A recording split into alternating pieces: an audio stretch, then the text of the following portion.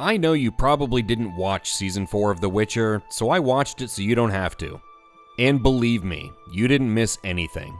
Nothing good, at least. Henry Cavill is out as Geralt, and with him left the last reason to watch The Witcher. But even with him gone, the show goes on, despite no one wanting it to. In the face of millions of people telling them to stop, The Witcher on Netflix is still alive on paper. But Season 4 confirmed what everyone already knew. The Witcher show is well and truly dead. Rest in peace. I had a nightmare. A nightmare that The Witcher still has another season to go. Another one? Yes. Yes, we're still not done with this dumpster fire. And if you had any doubt about The Witcher being dead, here's a clip from Season 4 of Lawrence Fishburne sniffing Geralt's tampon. The ironic thing is that despite it being the biggest point of discussion, the change from Henry Cavill to Liam Hemsworth was far from the biggest problem with this season. Stacked up against all of the other problems with Season 4, the change is barely noticeable. Not to say that Liam wasn't a serious step down from Henry, he is, but when you compare his performance to the rest of the rejects that make up this show's ensemble, he is clearly not the problem. With the kind of cast too ugly or untalented to get a job somewhere else, that's so wildly diverse you can't help but feel like you're smack dab in the middle of a Polish medieval fantasy, a story that produces boring stretches that last for 3 or 4 episodes at a time, changes to characters' sexual orientation from the books, and forced unfunny comedy, The Witcher is in the running for the most Netflix show of all time. But at least the incest-heavy plotline central to this season helps The Witcher finally draw some comparisons to Game of Thrones. Bravo. And we'll talk all about it after we break down the events of Season 4. So toss a coin to your new Witcher, because we're venturing into spoiler territory. The season begins with a lightning-fast 8-minute recap of The Witcher's story up until this point, which I appreciated because God knows I, and everyone else, checked out of this show. But Season 4 used this recap to recreate a bunch of scenes with Liam Hemsworth playing Geralt because it was actually Liam the whole time, remember? When we get to the actual events of the season, war has broken out across the continent. Yes, Nilfgaard is at war with, well, everyone. After handing Geralt his hairy ass at the end of last season, the evil wizard mage Vilgefortz is on the loose somewhere. And I know what you're thinking. Voldemort? Basically yes, but no. Vilgefortz. And Vilgefortz is probably looking for Ciri or some shit. Meanwhile, partially healed and looking a little different, Geralt is looking for Ciri or some shit. Yennefer is looking for Vilgefortz, and looking for Ciri or some shit. And Nilfgaard has a fake Ciri, otherwise they'd be looking for Ciri or some shit. I didn't read the books, and I haven't played the games, but it seems like this entire show from Season 1 on has just been everyone looking for Ciri all the time. Maybe the books are the same way, or maybe it's just another of the many failures of this show's adaptation, but I don't feel like there's much more going on than people just looking for Ciri. They're constantly finding her and losing her or letting her go, and then they're immediately trying to find her again. It's so damn tedious at this point. Everyone wants Ciri. Yes, everyone wants Ciri, and they're willing to do anything to find her. I will suck her dry to find you. Anyway, while everyone is looking for her, Ciri has taken up with the Rats, a despicable gang of thieves made up of a wonderfully diverse group of rejects. You've got the black lesbian with the funky hairdo that's too cool to be in charge. You've got the slutty elf. You've got a coke-addicted Colombian. You've got a guy named Kaylee. You've got this tub of lard whose name is Ass with an E at the end, look it up.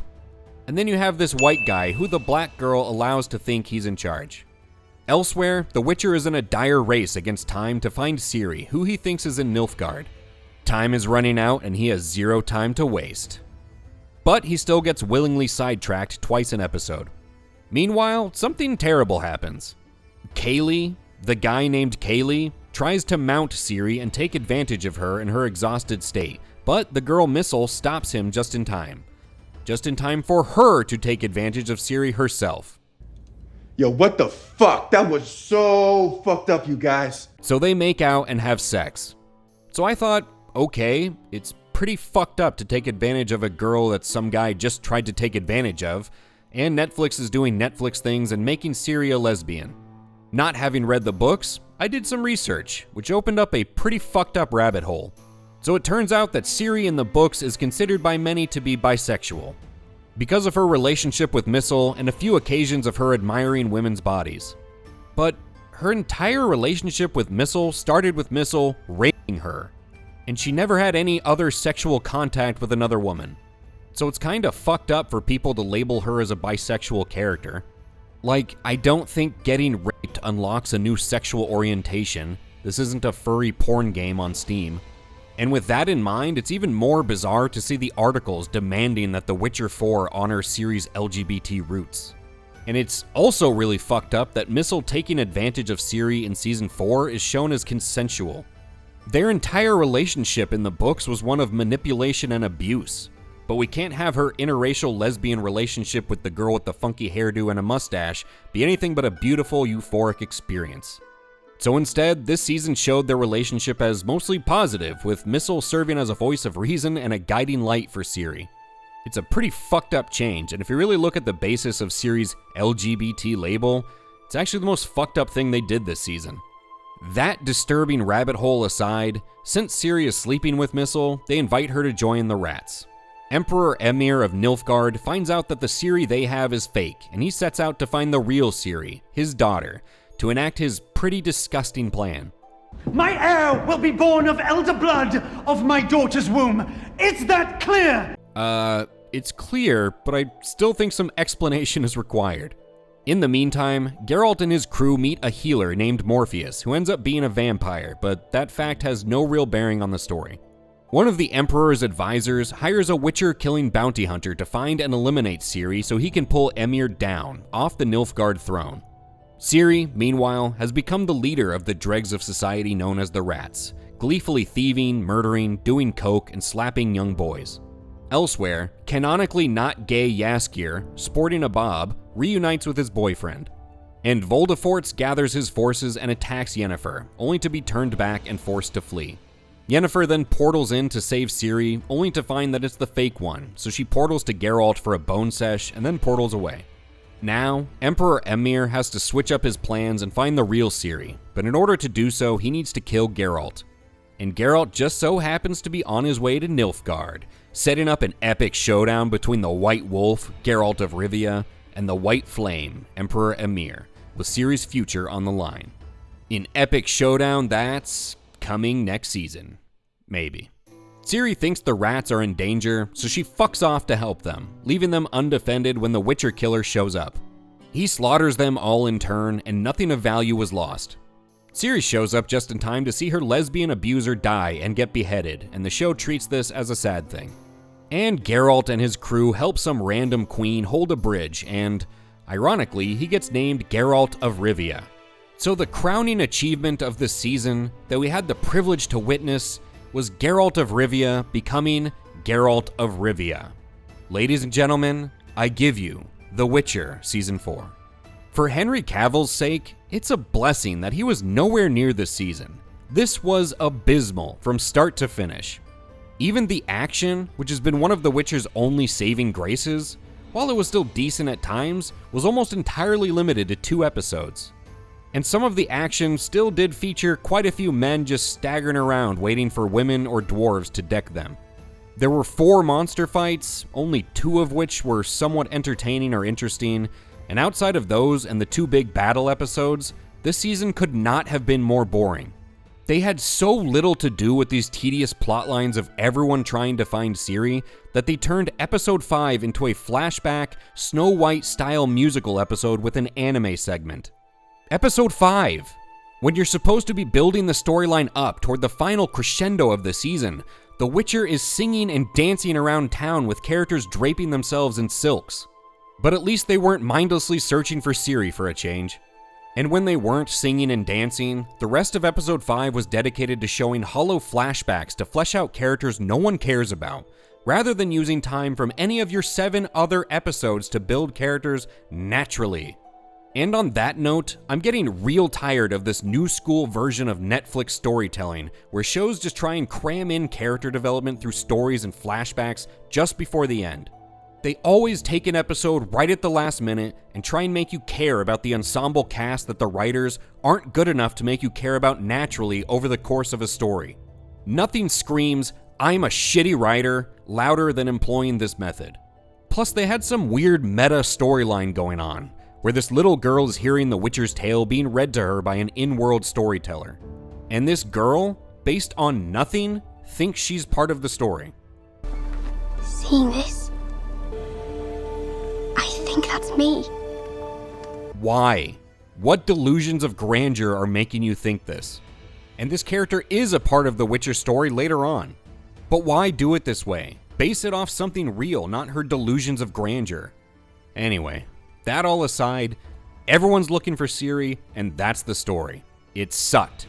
But now let's address perhaps the only real question on people's minds for this season. Can Liam cut it? Is he going to be a dumpster fire like the rest of this show?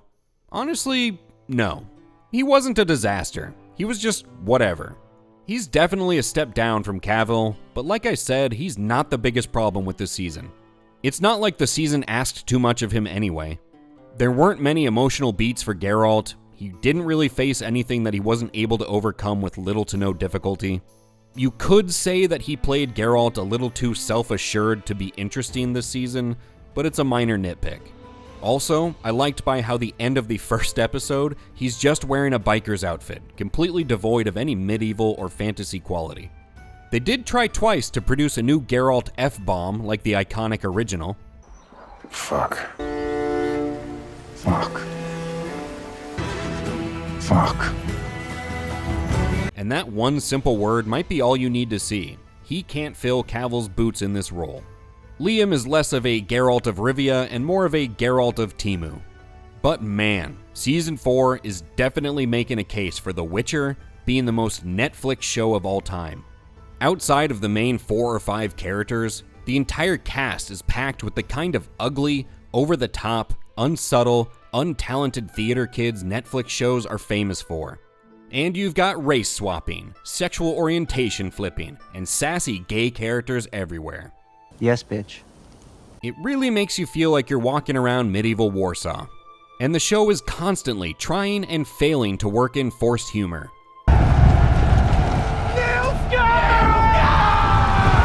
Remember in the 50s or 60s when they were shooting dogs up into space on rockets? Well, picture, if you will, one of those dogs piloting the rocket to the moon and trying to land, and you'll have some idea of how this show's jokes landed. The only actually funny moment this season was this one, and it wasn't even intentional. We'll consolidate forces on the southern edge, force them to engage from one side. A wise maneuver, my king. But not to be outdone for the title of the most Netflix thing ever, they shadow dropped an entire feature-length movie about the rats on the same day Season 4 released. And that might actually, somehow, be even worse than Season 4. Also, just a side note, but this season had like 4 or 5 attempted SAs on characters in 8 episodes. 6, if you count hentai tentacles. So I don't know what's going on with the creators of this show, but that seems kinda high. Like disturbingly high. Anyway, I have nothing good to say about this season of The Witcher. The show has been dead for a while now, so I guess it's fitting that on the day before Halloween, they brought out The Witcher's shambling corpse for another round. It's hard to tell how many people actually watched this season and went out and rated it, versus how many people just rated it poorly out of spite after Henry Cavill's unceremonious departure. But either way, as of this writing, Season 4 of The Witcher is getting an abysmal 19% from viewers on Rotten Tomatoes and an even lower 1.8 on Metacritic. And they even put Lawrence Fishburne on the Rotten Tomatoes banner for the season. Like, come on, you're not really gonna downvote Uncle Morpheus, are you? But even that couldn't stop the will of the people and their pursuit of justice in dragging this show. For me, this season is an obvious hate watch that has no redeeming qualities, and which confirms what we have known for years. The Witcher is dead. We don't have to wonder about a Season 5. Despite the overwhelming sentiment about this show at this point, Season 5 is confirmed and filming, and will be the final season. And I'll be here to watch it so you don't have to, if for nothing more than to see if they can out-Netflix themselves next season. Also, I watched the Rats movie they released, so let me know in the comments if you want me to do a review of that. To be honest, it could be an interesting challenge to try and review that one while staying within YouTube's guidelines. That's not going to be easy. But did you watch the season of The Witcher? If for nothing more than to see how Liam stepped into Henry's boots? What other contenders are there for the most Netflix shows of all time? Let us know in the comments below. And remember to like the video if you liked it, and subscribe to HateWatchers for reviews of other current shows and movies. Thank you for watching a dead show rise from the grave just in time for Halloween with me today, and I'll catch you on the next one.